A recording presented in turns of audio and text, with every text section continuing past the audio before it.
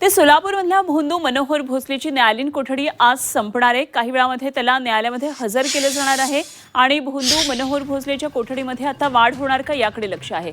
सोलापूर जिल्ह्यातल्या भोंदू बाबा मनोहर भोसलेला जादूटोणा, आर्थिक फसवणूक अशा गुन्ह्यांखाली कुर्डुवाडी पोलिसांनी अटक केली आहे। भोसलेच्या शिवसिद्धी ट्रस्टचा सदस्य नरेंद्र सांगळे याला कुर्डुवाडी पोलिसांनी अहिल्यानगर जिल्ह्यातल्या श्रीगोंदा इथून ताब्यात घेतलेलं होतं आणि नरेंद्र सांगळे यांच्या माध्यमातूनच मनोहर भोसलेचे बरेचसे आर्थिक व्यवहार चालायचे।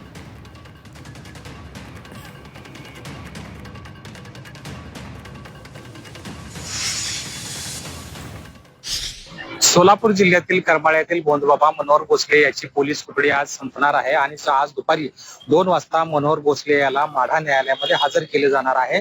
आणि मागच्या 3 दिवसांमध्ये त्याच्याकडून जी काही चौकशी पोलिसांनी केलेली आहे आणि त्याच्या चौकशीमध्ये अजून एक नाव समोर आलेले आहे। त्याच्या शिवसिद्धी ट्रस्टचा सदस्य नरेंद्र सांगळे याला कुर्डुवाडी पोलिसांनी काल श्रीगोंदा येथून अटक केलेली आहे। त्याचे बरेचसे आर्थिक व्यवहार हे नरेंद्र सांगळेच्या माध्यमातून चालायचे, त्यामुळे नरेंद्र सांगळे हा महत्वाची कडी या सगळ्या गुन्ह्यातली मानला जातो।